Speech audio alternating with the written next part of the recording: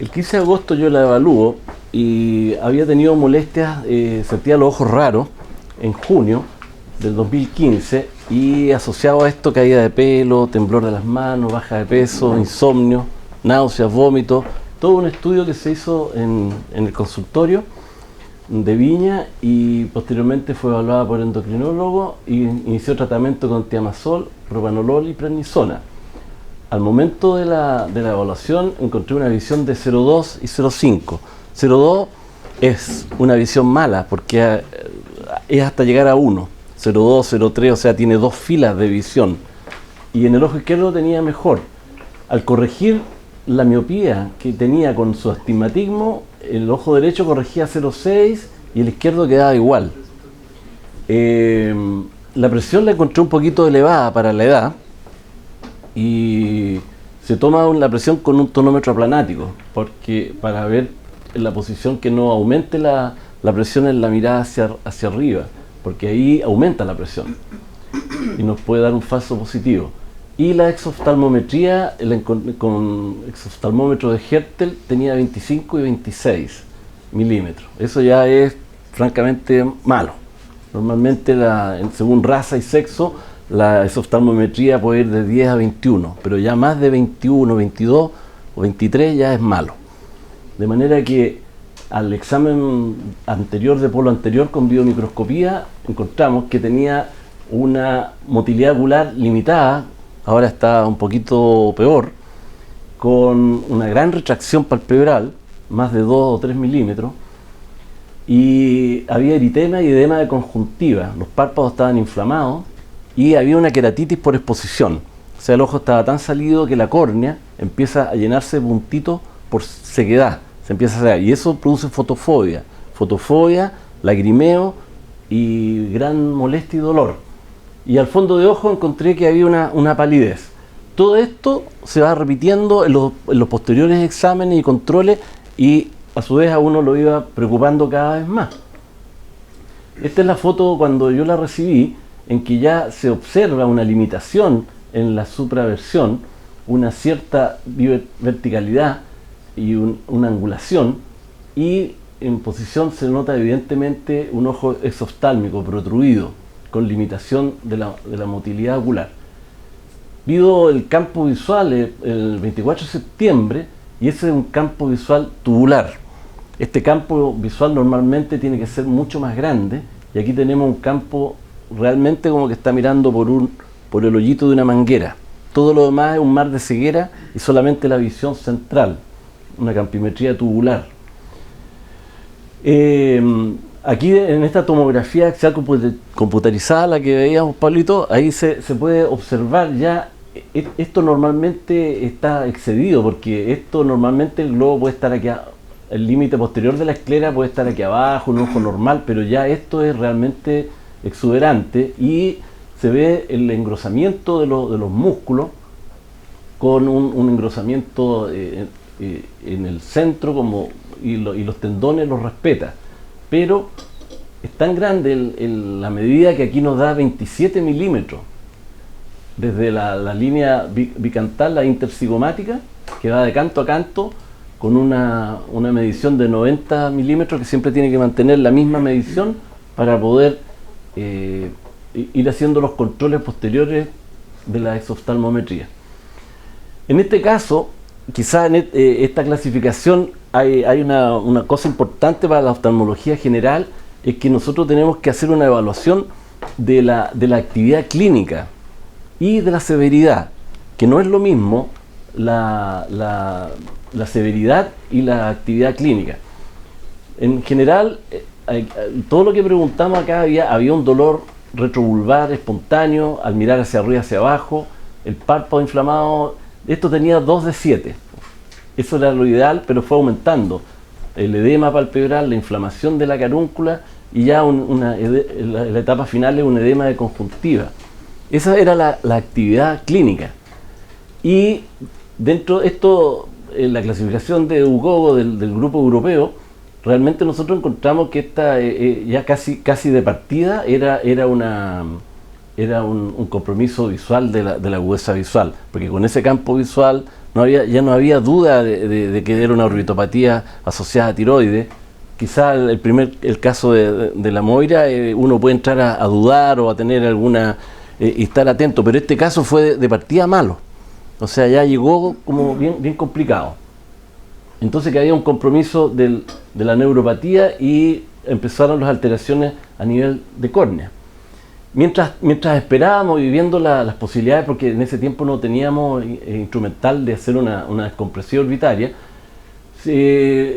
apliqué triamcinolona, que mejoró un tiempo y nos permitía mantener el ojo con sello, con hidratación, y mientras la doctora Báez hacía lo suyo en el hospital Frique con los pulsos de metilprednisolona, que mejoraban pero volvían, o sea, rebelde y refractaria a tratamiento corticoidal y a los megapulsos. De tal manera que teníamos la amenaza visual a puertas, y a pesar de los glucocorticoides en dosis grandes en cirugía, nos quedaba el papel nuestro para poder ayudar. Y este es un esquema que normalmente, como decía Pablo, de 1000 miligramos 6 o 500 y 250 por 6 semanas, 12 semanas, y decidimos operar y conté con la colaboración del doctor Gonzalo Matu, y operamos la descompresiva orbitaria.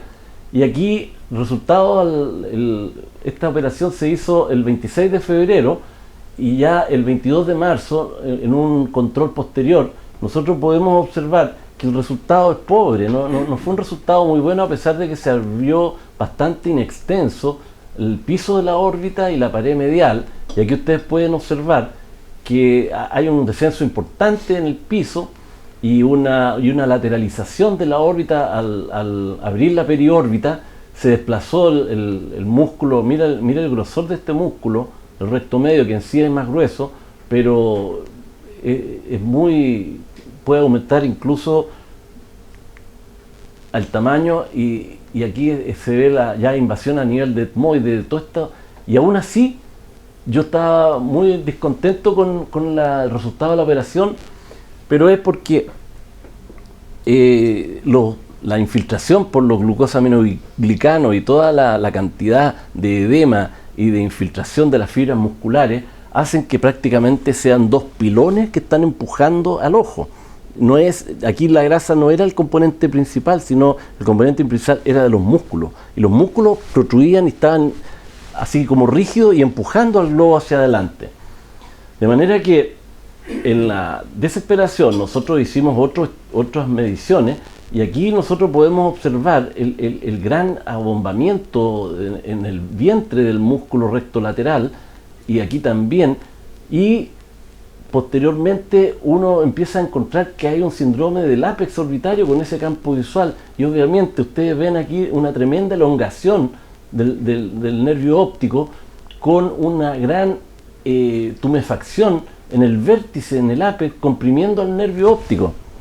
De manera que ahí también habían colocada yo la triamcinolona, había pared medial, y llegar lo más anterior que se pudiera a nivel del vértice, para ver si podíamos desinflamar con algo, ya que los bolos de metilprednisolona, el corticoide oral, ustedes ven la fase de Cushing que ya tiene, pero no podemos hacer nada. Estamos contemplando qué es lo que podíamos hacer con esta paciente.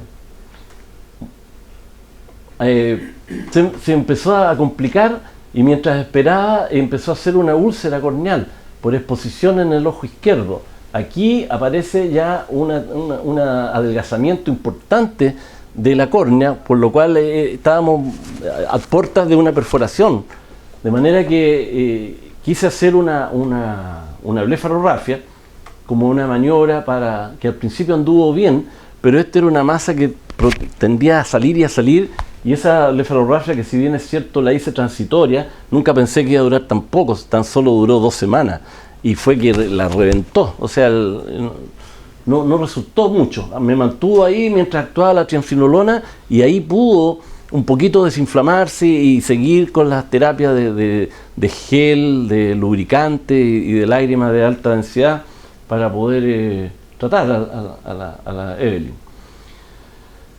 Ahí se hizo la otra para lograr esto y de tal manera que el planteamiento, revisando el tema, planteamos aquí la posibilidad de a través del hospital ver la alternativa de poder usar terapia anticuerpos monoclonales como el rituximab, que existe la posibilidad de hacerlo vía hospital, y también revisando el doctor Pérez Moreira en España y Luz Rodríguez de la Escuela de Córdoba han aplicado con un éxito bastante relativo. Pereira tiene de tocilizumab tiene 106 pacientes, que ha dado una respuesta importante al actuar a nivel de la interleucina 6 y el rituximab en CD20, de manera que también esa es una opción, una posibilidad. Por eso yo quería preguntarle a Pablito Vigorena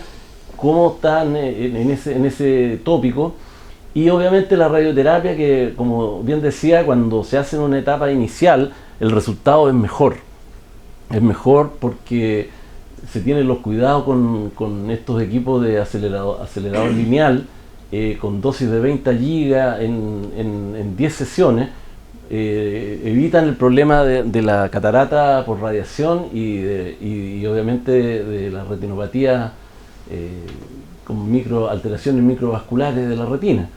De tal forma que este caso, que es un poquito desesperante, uno tiene que aprender a manejarlo con lo que tenemos y con lo que podemos hacer. De tal forma que por eso yo voy a pasar ahora a presentar el enfoque de medicina interna. Y en eso le voy a dar la palabra a la doctora María Soledad Báez, endocrinóloga de Viña, quien nos va a presentar la parte de medicina, que nos pueda aportar alguna experiencia o el caso, que nos cuentes algo del caso, cómo ha sido.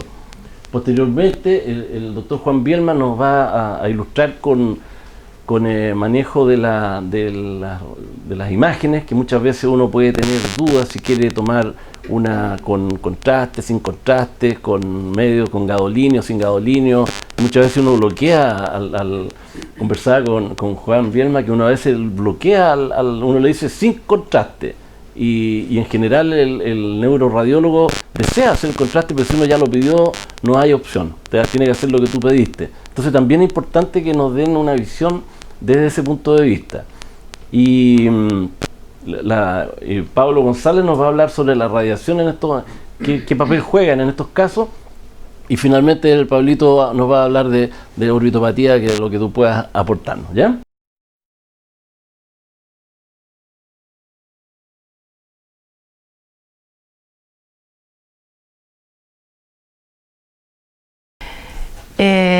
Bueno, el caso de ella ha sido complejo también desde el punto de vista hormonal.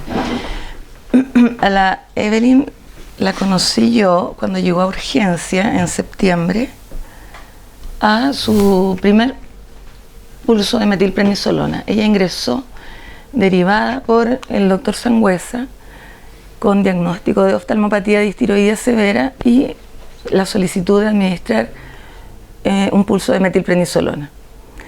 Ella tenía este hipertiroidismo que había sido diagnosticado en junio, con un compromiso ocular rápidamente progresivo, y había estado en tratamiento efectivamente con tiamazol y propanolol, pero lo suspendió en agosto. Bueno, no importa. En realidad no hay antecedentes médicos relevantes, lo único, un antecedente de hipertiroidismo en una tía. Y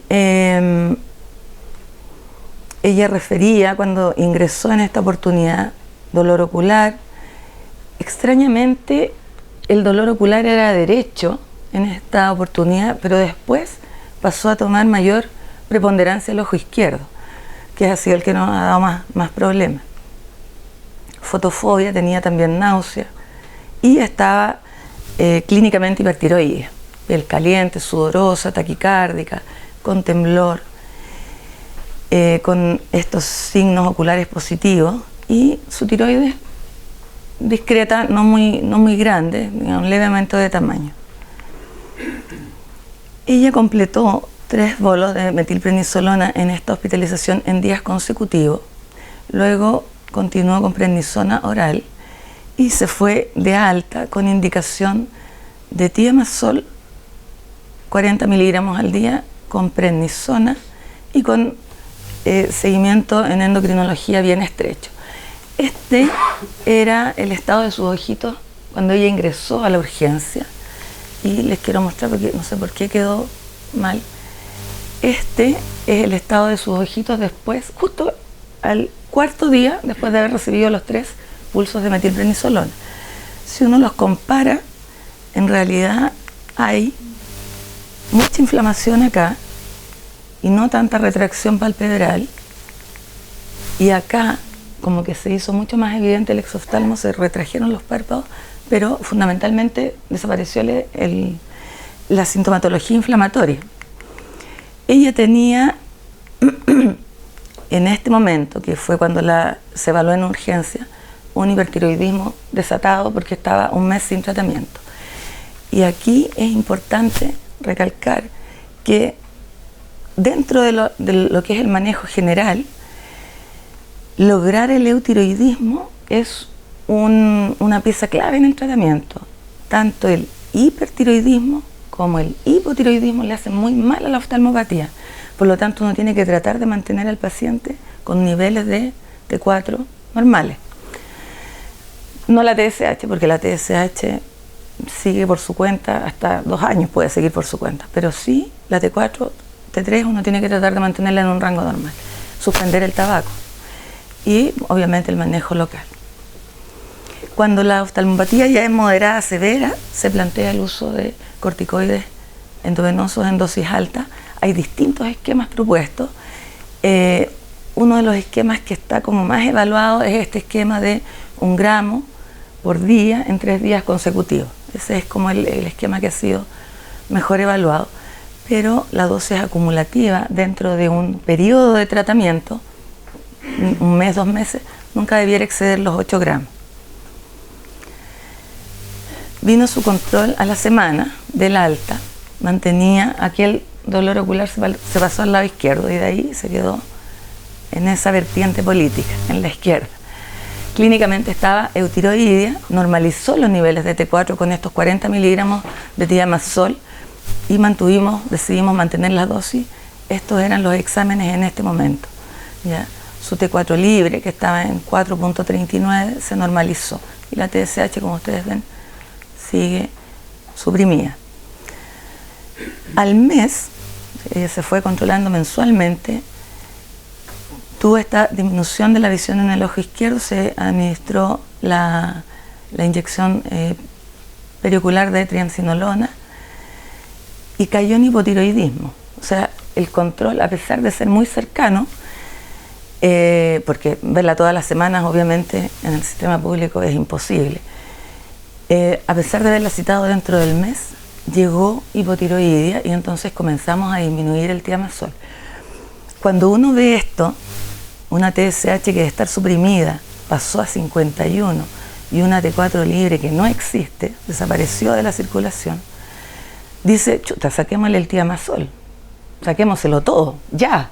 Pero eso no se puede hacer, porque si uno saca la droga antitiroidea de una vez, el hipertiroidismo vuelve en forma salvaje. Por lo tanto, lo que uno tiene que hacer en este caso es reducir la dosis lentamente. De 40 bajamos a 35, súper tímido, pero le agregamos levotiroxina para tratar de empezar a compensar su falta de hormona tiroidea. Si nuevamente se cita el mes, llega en diciembre, estaba con gran inflamación ocular y acá fue cuando el doctor propuso o planteó el hacer la cirugía descompresiva. Se había recuperado algo de su hipotiroidismo, no la pudimos sacar tan rápido como hubiésemos querido, porque como es tan impredecible el comportamiento, y volvimos a disminuir el thiamazol en 5 miligramos más, aumentamos la levotiroxina y pedimos una carta orden para que el hospital respaldara su cirugía en el ISD. Se citó nuevamente en un mes. En este momento, fíjense que bajamos 5 miligramos el thiamazol y la TSH de 51 volvió a disminuir bajo el rango normal. Y la T4 libre ya estaba un poco más decente. Vino el 12 de enero. Estaba todavía acá en espera de la cirugía descompresiva. Acá, en este momento, nuevamente, ustedes se fijan, vamos a volver atrás.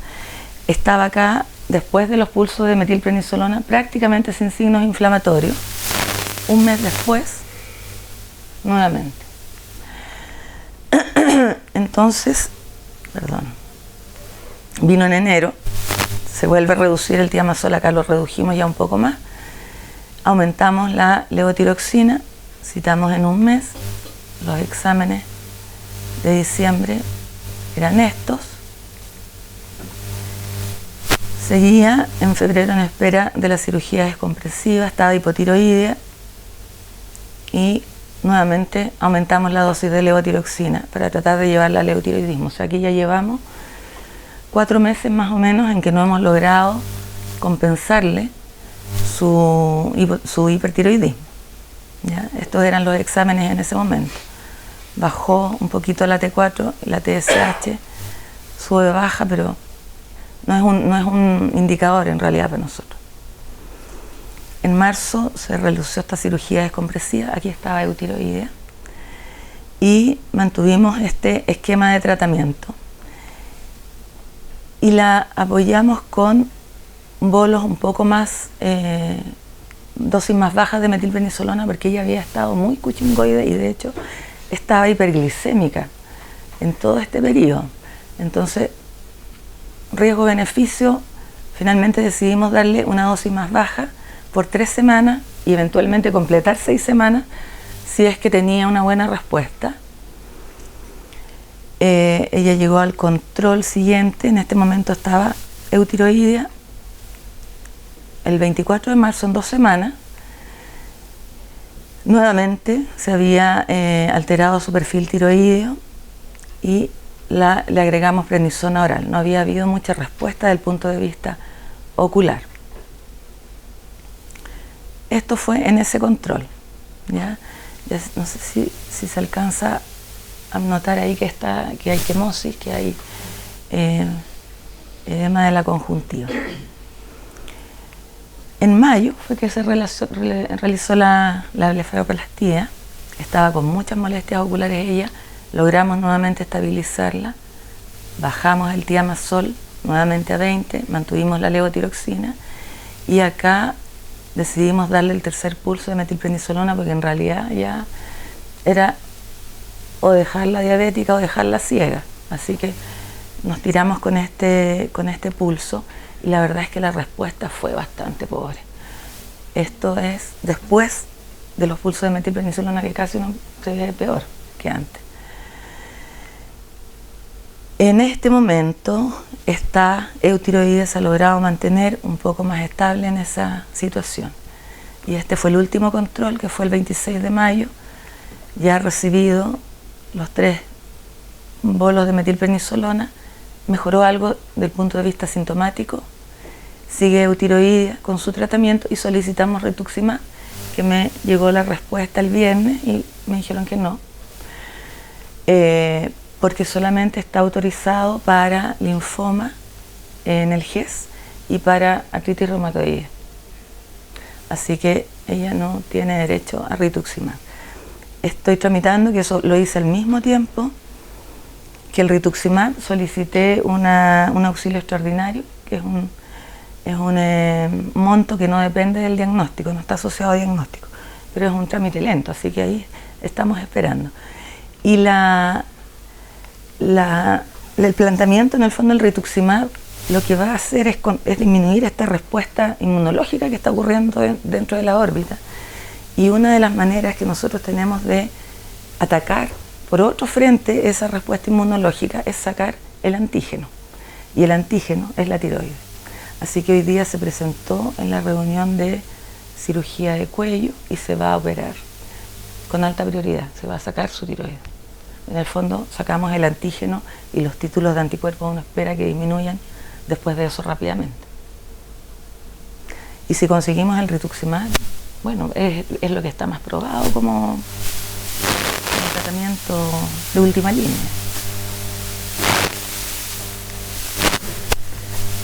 Sería estas las opciones, ahí estamos.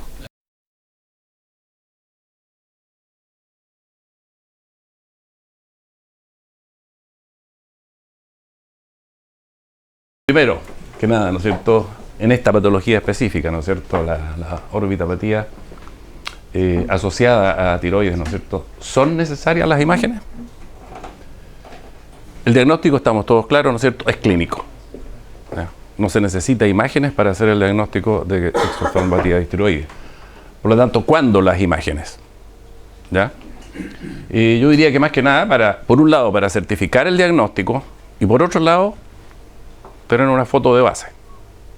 Porque esta es una patología que es progresiva, que es evolutiva, y por lo tanto es bueno tener una foto del comienzo para ver cómo va evolucionando, cómo seguir el control, como decía el colega, ir midiendo progresivamente para ir sabiendo qué está pasando en forma objetiva. Después, por supuesto, en los casos dudosos y fundamentalmente, ¿no es cierto?, en la exoftalmopatía, cuando es raro, no es muy frecuente, ¿no es cierto?, que esta patología de exoftalmopatía unilateral, 6 a 10%, pero de todas maneras, sobre todo en esos casos, ¿no es cierto?, hay que hacer para poder descartar otras patologías. Y también muy importante de lo que se ha conversado acá, ¿no es cierto?, definir o intentar definir actividad, lo cual veremos más adelante, que ahí es donde tiene la mayor utilidad la resonancia magnética. Y también, ¿no es cierto?, cuando haya sospecha, ¿no es cierto?, de una neuropatía óptica compresiva, en que pudiera jugar un papel importante la cirugía descompresiva, como en el caso de acá, donde es básico, ¿no es cierto?, tener imagen de una tomografía axial. Tomografía axial ya término obsoleto, tomografía computacional. TC o RM, que se pide, que se utiliza. Primero que nada, la disponibilidad. En nuestros medios acá, grandes ciudades, grandes centros, no hay problema porque están las dos alternativas. Pero alejado, ¿no es cierto?, no está la resonancia. Y hay que utilizar lo que tenemos. Y lo más disponible es la tomografía. Por otro lado, la cooperación del paciente, específicamente para poder realizar una resonancia magnética. Si el paciente es claustrofóbico, estamos fritos, no habría otra forma que hacerlo con anestesia.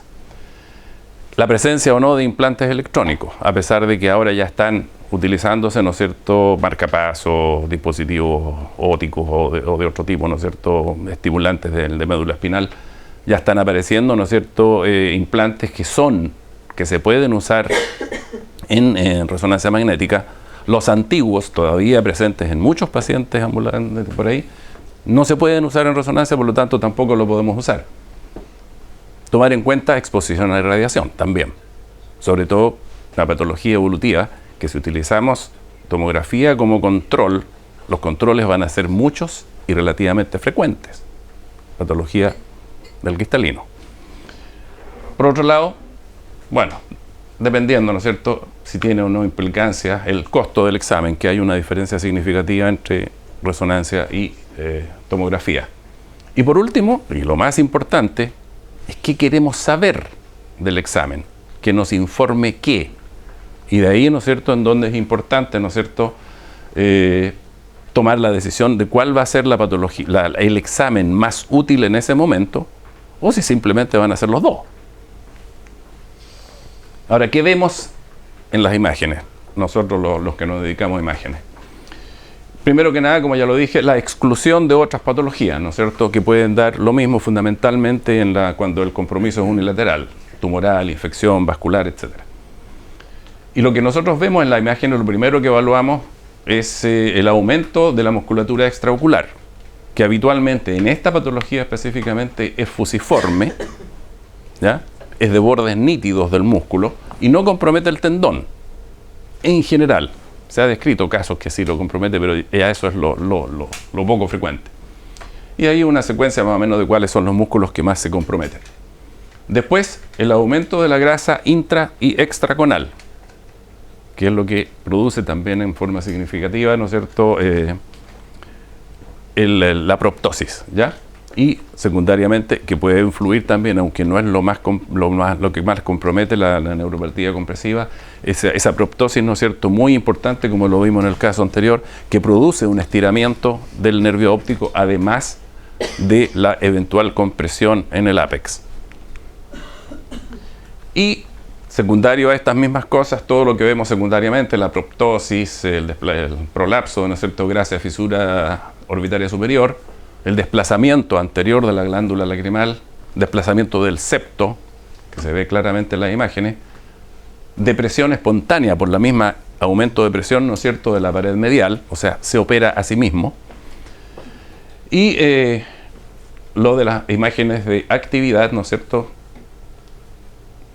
que ahí es donde es importante, ¿no es cierto?, la resonancia magnética, porque nos permite hacer el diagnóstico diferencial entre la fase inflamatoria o la fase de fibrosis, como lo veremos más adelante. Y en el caso de la neuropatía óptica distiroidea, donde, como decía, es fundamental el estudio de tomografía axial para ver la configuración ósea de la cavidad orbitaria y secundariamente, ¿no es cierto?, utilizar esas imágenes para programar la cirugía descompresiva. Esto es normal, ¿no es cierto?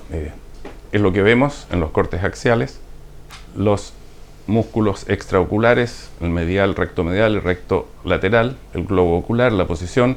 Ahí tenemos, con lo que ya se comentó, la línea intercigomática, donde en forma general lo que se tiene en cuenta es que detrás de la línea órbito-cigomática debiera estar por lo menos 1/3 del diámetro AP del globo ocular. Menos de eso ya es patológico. Y como veíamos en el caso que mostraron, ¿no es cierto?, está totalmente por delante, ¿no es cierto?, de esa línea intercigomática.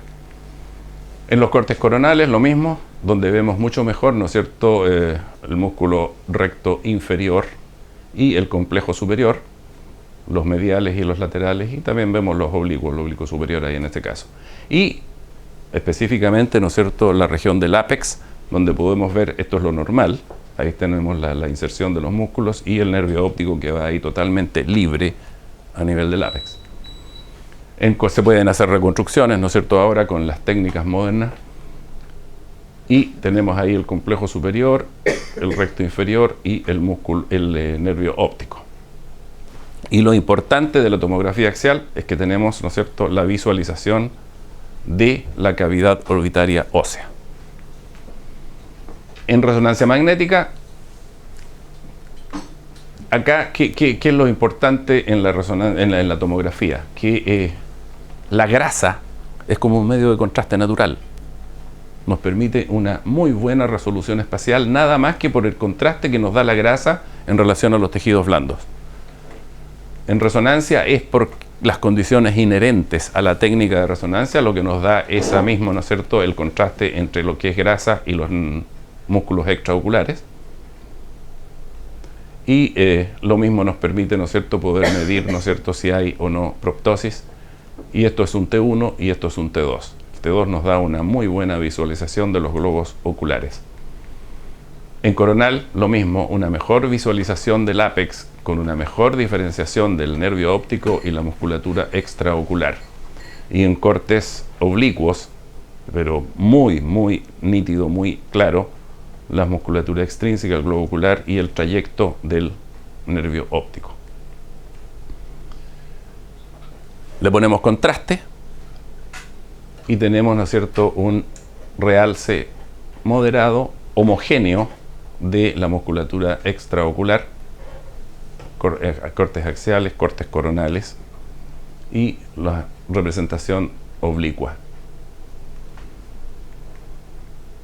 ¿Y qué tenemos en patología? Esto. Lo más frecuente, un aumento significativo de la musculatura extraocular, donde están comprometidos prácticamente todos los músculos excepto los rectos externos, ¿ya? Y que, como digo, lo más frecuente es que sea bilateral, pero muchas veces es unilateral o preponderantemente unilateral. Acá, lo mismo, compromiso fundamental de los rectos mediales donde ya se ve o se empieza a ver, ¿no es cierto?, que hay una obliteración del ápex, por lo tanto muy propenso a que haya una compresión, una neuropatía compresiva, ¿no es cierto? Y acá en oblicuo, ¿no es cierto?, el complejo superior se ve relativamente bien, pero el recto inferior está muy engrosado y ya está empezando a disminuir la región, se está viendo conglomerada la presión del ápex. Resonancia, ¿en qué nos sirve? Actividad inflamatoria que puede verse muy bien en las secuencias largas, T2. Aquí es donde vemos, ¿no es cierto?, engrosados los músculos rectos mediales y también un poco los rectos laterales. Y ya aquí, a pesar de que nos molesta mucho la grasa, ¿no es cierto?, ya vemos que están un poquitito más hiperintensos, que es un signo indirecto de que ahí hay edema importante. Y se ve mucho mejor cuando utilizamos una técnica de saturación grasa, que es esta, un T2 FAT-SAT, donde se ve claramente que hay reacción inflamatoria de la musculatura extrínseca. Y más que nada en la secuencia STIR, que es una secuencia que espontáneamente suprima la grasa y permite, ¿no es cierto?, ver estos músculos muy tremendamente engrosados y muy hiperintensos. Está sin duda en la fase inflamatoria. La compresiva, ¿no es cierto?, el compromiso del nervio óptico en la región del ápex, donde se ve claramente, ¿no es cierto?, que prácticamente no queda grasa alrededor del nervio óptico y los músculos están muy engrosados. Hacia más adelante el mismo paciente, no hay duda de que hay un compromiso importante de la musculatura extrínseca.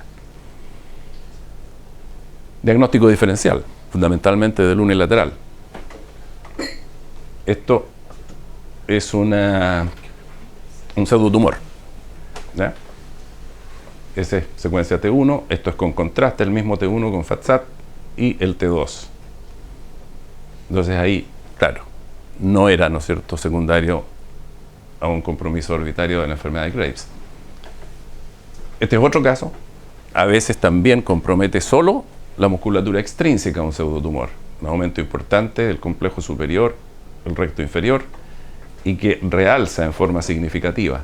En este caso, también compromete el tendón, a diferencia de la orbitopatía tiroidea, ¿ya? Y habitualmente los límites, ¿no es cierto?, son más irregulares. Hay un compromiso adicional de la grasa que está alrededor del músculo. Esto es lo de arriba es un linfoma que típicamente, por su alta celularidad, a diferencia de otro tipo de tumores, es hipointenso en T2. Y estos otros son metástasis, ¿ya? Tomografía computada, ¿cuáles son las ventajas? Las imágenes, como ya decía, ¿no es cierto?, por el contraste natural de la grasa, tienen una capacidad, ¿no es cierto?, de poder definir muy bien las estructuras. Es una técnica no invasiva, disponible en prácticamente cualquier lugar, es muy rápida, en 5 minutos está listo el examen, a diferencia de la resonancia que toma por lo menos 30-40 minutos. Costo-efectividad es relativamente bueno y no tenemos problemas con los implantes. ¿Cuáles son las desventajas? No informa de actividad. Ese es el inconveniente. Y, como ya se nombró o se dijo anteriormente, no se debe usar medio de contraste yodado. O sea, en la tomografía para esta enfermedad no es necesario definir el contraste porque de todas maneras no se va a poner contraste para no correr riesgos en un paciente con enfermedad tiroidea. Y lo que ya mencioné, ¿no es cierto?, el problema de la exposición a irradiación y eventual daño del cristalino. La resonancia, ¿cuáles son las ventajas? Que nos da una anatomía orbitaria detallada, mucho más detallada que con la tomografía. Tiene un alto contraste de tejidos blandos, por lo tanto es muy definible cualquier estructura que está dentro de la órbita. Y sí, como ya repito, ¿no es cierto?, nos permite definir la fase de actividad de la enfermedad. La ausencia de radiaciones ionizantes. Y las desventajas, como ya se ha comentado, la mala evaluación ósea. Es muy difícil poder definir lo óseo en resonancia magnética. la presencia de implantes electrónicos, la claustrofobia y el costo, que es mayor que la tomografía. Resonancia magnética, ¿en qué circunstancias? De elección, ¿no es cierto?, para determinar la fase clínica y por lo tanto poder predecir una respuesta terapéutica, junto con los valores de toda la evaluación clínica de actividad. Siempre en casos dudosos. ¿Hay duda? ¿Cualquier duda? No, resonancia. Eso nos va a aclarar si hay o no otra patología o otra cosa inesperada. Y también, ¿no es cierto?, para poder estudiar el nervio óptico hay técnicas específicas para estudiar el trayecto del nervio óptico, ¿no es cierto?, si estamos sospechando que haya compresión de nervio óptico. Pero siempre sí complementada con la tomografía axial, porque por un lado nos permite planificar la cirugía, pero por otro lado también ver algunas órbitas que son de una configuración especial y que contribuyen a la neuropatía, además de la compresión. La evaluación con TC, con tomografía computada, de elección para planificar cirugía descompresiva y el seguimiento. ¿Ya? En diagnóstico dudoso, si es que no podemos hacer una resonancia magnética por cualquier circunstancia. Y siempre sin contraste en enfermedad de Graves. Eso es todo. Muy bien.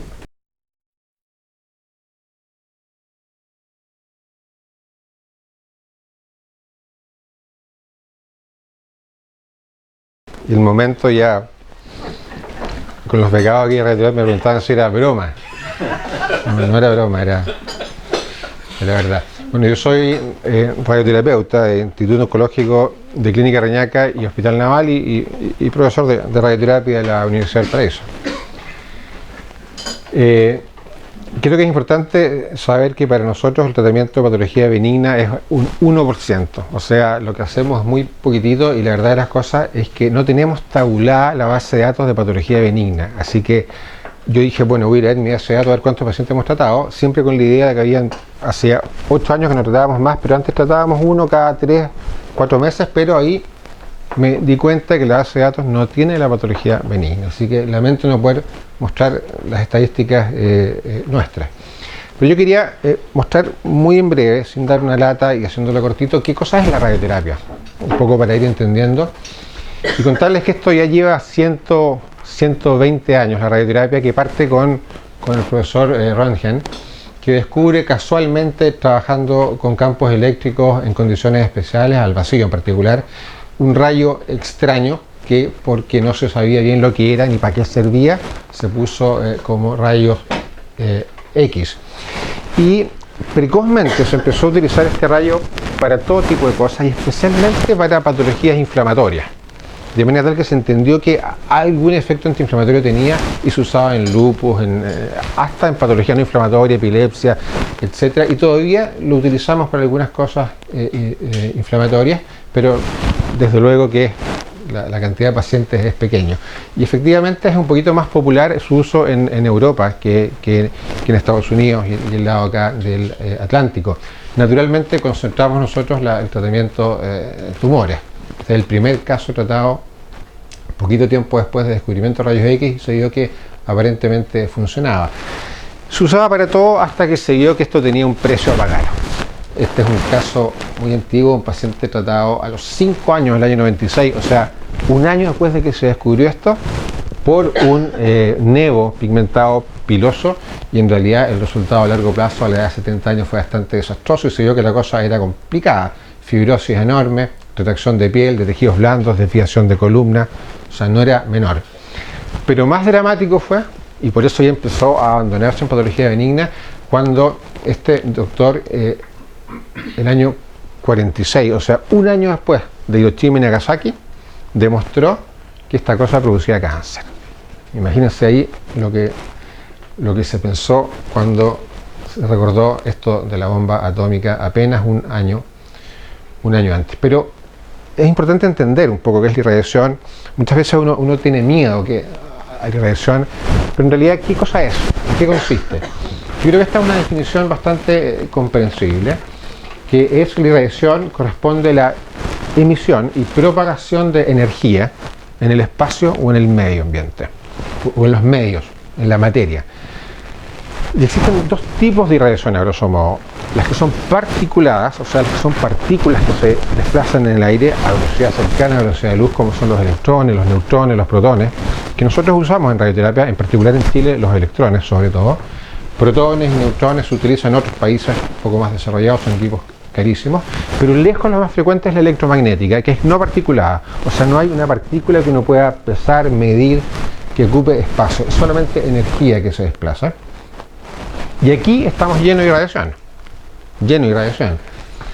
Y la irradiación es un abanico de distintas energías que se desplazan por el aire y que van desde los rayos, ¿no es cierto?, las microondas, etcétera, y que van subiendo, y a la medida que van subiendo su energía, van transformándose en distintos rayos que al interactuar con la materia producen tres cosas. Cuando las energías bajan no produce nada, absolutamente nada. Las ondas de las microondas, que son las ondas de radio, nada. En la medida que va subiendo la energía empieza a producir excitación. Excitación significa que un electrón se modifica, se traslada de una órbita a otra en el átomo, pero lo complejo ocurre cuando está la energía que este electrón que salta a una órbita cercana al núcleo, una más lejana, se dispara, se ioniza. Y esas son las radiaciones ionizantes que usamos nosotros, que son esencialmente rayos X, producidas por los equipos de rayos X convencionales, pero también por los aceleradores lineales, que son rayos X de enorme energía, y los rayos gamma, que fueron muy utilizados en los equipos que hoy en día prácticamente no hay ninguno, ya están todos desmantelados, que son los antiguos equipos de cobalto. Pero a muchos de nosotros nos tocó tratar pacientes con equipos de cobalto.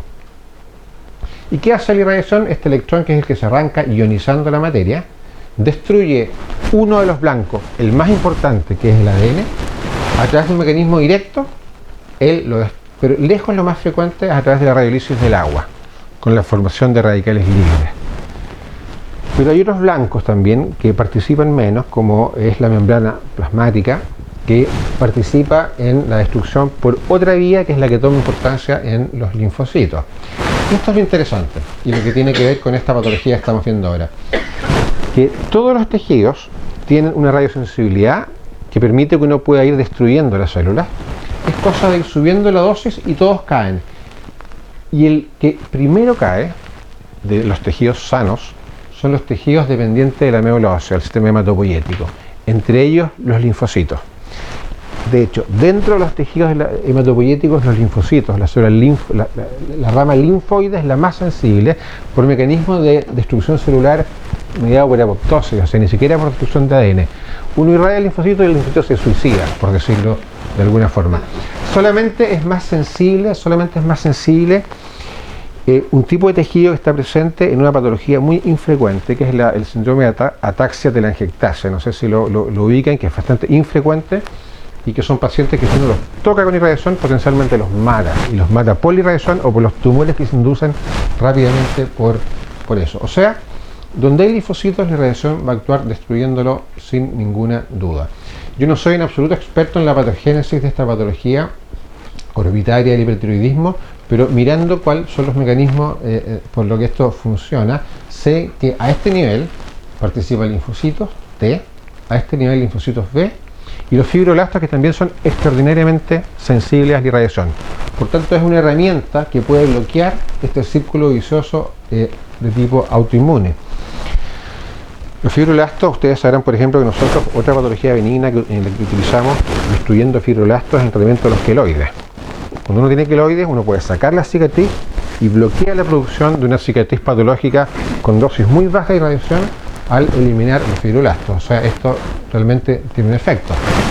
Ahora, hay distintos tipos de irradiación que no los voy a detallar, pero contarles que para esta patología se utiliza irradiación externa. O sea, en la cual uno ubica al paciente en una camilla y dispara desde afuera. No utilizamos isótopos radioactivos para colocar cerca del ojo, nada que se utiliza en otras patologías, en melanomas, por ejemplo, de la uvea.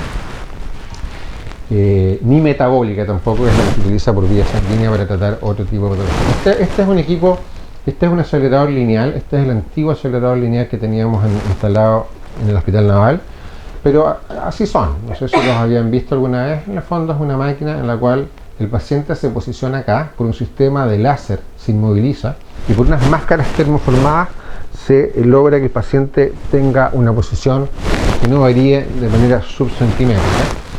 de manera tal de ser bastante preciso en el posicionamiento y en la forma de disparar el haz de irradiación.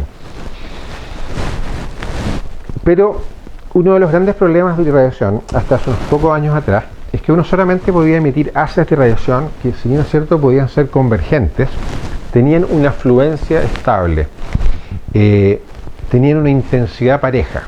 Y eso, desde un punto de vista físico, que no se los voy a explicar en detalle, pero hacía que los volúmenes de irradiación no podían ser jamás cóncavos ni convexos. De manera tal que si uno quería tratar la zona posterior del ojo, la zona retrovulvar, necesariamente tenía que entrar al ojo, porque no era capaz de hacer una convexidad. Eso se superó con el diseño de tecnologías especiales, en particular una que se llama intensidad modulada, que es un tipo de tecnología que desafortunadamente en Chile solamente existe en centros privados, en ningún centro público aún. No, miento, perdón, hay un hospital público que acaba de partir, que es el Hospital de Valdivia, que permite hacer este tipo de radiación. Este tipo de radiación en la región existe, se utiliza en el hospital naval. Y en el fondo lo que hace es eso, conseguir a través de un sistema de manejo de fluencias, este tipo de radiaciones en las cuales uno podría, por ejemplo, depositar energía actínica, preservando al máximo y manteniéndose lejos de los órganos más sensibles del ojo, que son, ustedes saben, en particular el cristalino. La córnea también, hacia atrás las resistencias son un poco mayores, porque ustedes saben que el ojo es un órgano que tiene una respuesta no estocástica. No estocástica significa que tiene un umbral. O sea, no va a ocurrir que si uno da una dosis controlada bajo la dosis de tolerancia se produzca un desastre. Existen ciertas dosis en las cuales uno, bajo esa, uno puede ir relativamente tranquilo. Desafortunadamente la dosis del cristalino es una dosis que está por debajo de las dosis que uno tiene que dar para el tratamiento antiinflamatorio. De manera tal que si yo me meto el cristalino, voy a producir catarata. Por tanto, hay que hacer todos los esfuerzos por salir y eso se puede hacer perfectamente con la tecnología actual. Este es un tipo de radiación clásica que se usa todavía, pero que no es la ideal. Estos son campos opuestos, un campo que entra por acá y otro campo que entra por allá, que dan una dosimetría de este tipo. Y si ustedes se fijan, la dosis óptima se consigue en la zona negra, que son los 20 Gray, pero hay una zona de penumbra. Y esa zona de penumbra era típica en los equipos antiguos, especialmente de cobalto. Pero los equipos actuales, los aceleradores lineales con penumbra más estrecha, permiten tratar mejor manteniéndose aún más lejos de la cámara anterior del ojo, de manera tal de estar razonablemente seguros que uno no va a dañar el ojo.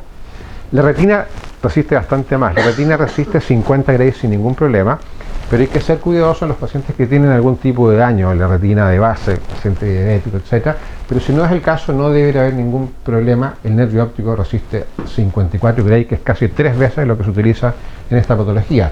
Por tanto, si a mí me dicen que un paciente tuvo un daño actínico del nervio óptico, eso necesariamente es porque la dosis fue más alta, hubo un problema asimétrico. No debería ocurrir jamás en las dosis de este rango, pero sí ocurre a veces en las dosis cuando uno llega a límites extremos, cuando está tratando un tumor maligno, por ejemplo, que ahí uno dice, bueno, por último, le doy nomás, me estoy jugando la vida del paciente, pero desde luego que no es el caso en esta patología. Y este es el tipo de distribución de dosis que uno puede conseguir con equipos de intensidad modulada, en la cual, si ustedes se fijan, uno logra preservar completamente el ojo y el nervio óptico, ya les expliqué que tiene una tolerancia en la cual no debería haber ningún problema. Y para ir un poco cerrando mi presentación sin entrar en detalle, con los doctores, con los residentes de radioterapia, aprovechamos de ver, porque a ellos no les ha tocado ver, porque muchos años que no hacemos irradiación de este tipo, yo vuelo de pájaro 6, 8 años, ¿cuál es la evidencia y por qué desapareció? No voy a dar un detalle de los estudios, pero sí quisiera decir que hay muchas series retrospectivas que muestran a grosso modo que 3 de cada 4, que era la sensación que teníamos de los pacientes, se beneficiaba. Y hay estudios prospectivos y randomizados efectivamente, todos con algún problema. De hecho, fuimos a revisar el estudio que nos pareció de mejor calidad, que es el estudio efectivamente con una irradiación real y una irradiación fantasma del otro ojo, o sea, en la cual había una randomización en el mismo paciente ojo a ojo. El problema está en que ese estudio tiene estos problemas de que probablemente muchos no tenían la indicación, pero además tiene un problema dosimétrico importante. hecho con técnicas antiguas, en la cual en el intento de preservar la irradiación del ojo contralateral, como no hay IMRT, si uno revisa, estaba recibiendo irradiación en el otro ojo, en una dosis mucho más baja, pero como la dosis para el efecto antiinflamatorio es bajísima, seguramente algún nivel de efecto había en el ojo contralateral. No había una dosimetría que dijera ojo derecho 0, ojo izquierdo 20 Gray. Un metaanálisis de pacientes individuales no está publicado, y lo que mejor encontramos es la revisión Cochrane y algunos consensos, entre los cuales los que comentó el doctor recién. No voy a detallarlos de ninguna manera, pero contarles que en la revisión Cochrane, que fue un estudio bastante profundo, sobre todo tratando de seleccionar los pacientes, los estudios de mejor calidad, ciertamente todos randomizados, hubo 5 esencialmente. No quiero mostrar los detalles, pero sí en los 5 hay una tendencia al beneficio con la irradiación, siendo el mejor resultado asociado con corticoides, entre paréntesis, cuando uno va a irradiar un tejido inflamado o un tejido en el cual el aumentar transitoriamente el edema es perjudicial, uno debe cubrirse con corticoides. Y esencialmente porque la respuesta apoptótica de las primeras sesiones de radiación puede desencadenar per se una inflamación los primeros días. De manera tal que ciertamente que si uno va a hacer un tratamiento y no quiere que se produzca debe cubrir al menos los primeros días de tratamiento al paciente con corticoides. Y por último, y con esto termino, uno de los consensos que se mencionó recién, ahora acabo de saber de que había una publicación más reciente, pero yo lo que veo en esta publicación del año 2008 es que menciona que uno debiera considerar la radioterapia en dosis de 20 Gray en los pacientes con enfermedad moderada a severa, de manera tal que pareciera ser que por lo menos en nuestro medio se suspendió la utilización de radioterapia, tal vez de manera un poquito exagerada y prematura, sobre todo cuando pensamos de que existe tecnología para, de una manera razonablemente segura, dar esta dosis de 20 Gray, a pesar de que aquí incluso se cita que uno podría usar dosis aún más bajas, pero 20 Gray parece ser lo convencional. Yo creo que ahora, en este tipo de enfermedad nosotros hacemos la enfermería lo que nos dice, no vamos a indicar nunca nosotros una radioterapia sin que sea una decisión del especialista, digamos, y dejamos abierta la puerta que si en algún momento algún paciente les parece que pudiera beneficiarse, encantados podemos intentar ayudar al paciente si fuera el caso. Eso nomás quería contarles. ¿Alguna pregunta? Sí. En ese slide mostraste la Eugenia y hablaste de que también esto se puede deducir que también no está en la etapa.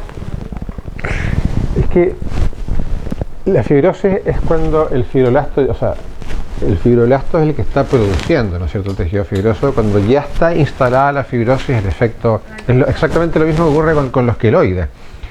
Uno trata el queloide, el paciente tiene un queloide, si yo irradio el queloide, el efecto es mínimo. En cambio, si yo saco el queloide y cuando empieza a generarse toda la respuesta fibroblástica, yo la bloqueo en ese momento, normalmente uno evita el queloide. O sea, sin duda que debiera ser en etapas previas. Yo diría que hay sí que tener cuidado en el sentido de que la radioterapia en general uno debe hacer los esfuerzos por no usarla en gente muy joven, porque si bien es cierto el riesgo es pequeño, existe un riesgo real, muy pequeño, pero real, de tener problemas de tipo incluso inducciones tumorales, en particular porque por ahí cerca están las meninges. Si uno toca las meninges, la meninge es uno de los órganos que pudiera, los meningiomas inducidos por irradiación existen. No he visto nunca uno yo. Nosotros irradiamos muchos pacientes por año y los segundos primarios son rarísimos, pero sabemos que guarda estrecha relación con la edad en que el paciente recibe la irradiación.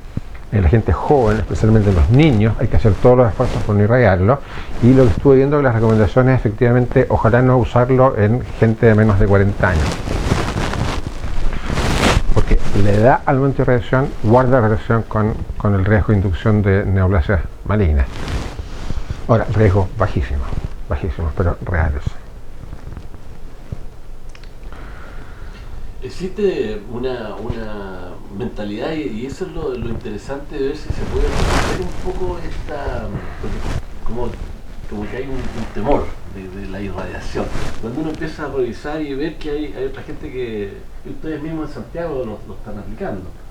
Entonces, unos años atrás era como impensable, ya como que era una cosa ya como Del pasado. ya sacramentada. Yo Ah, creo que había que hacer, ya. claro, de hecho, estos casos a uno lo incentivan a buscar otras opciones terapéuticas que a lo mejor no es el caso de ella porque ya está muy avanzado probablemente. Entonces, la impresión tuya del caso que presentaste. Yo creo que la niña joven, por la edad, trataría de no tocarla. El segundo caso, yo le preguntaría al doctor Berman si está en fase aguda o no, si hay un componente agudo. Si no lo hay, pero si lo hay, en el escenario de él que está perdiendo, yo me la jugaría haciéndolo, si es que hubiera un componente inflamatorio agudo y no es solamente fibrosis. Técnicamente, mientras mayor exoftalmo exista, más fácil es tratar y más seguro, porque más lejos uno se mantiene de la estructura de la cámara interior, que son las más sensibles. ¿Alguna otra inquietud o pregunta? Bueno, vamos a dar término a la reunión clínica, que ha sido extraordinaria y muy contento de la participación de tantos buenos especialistas, y ojalá se puedan repetir y participar.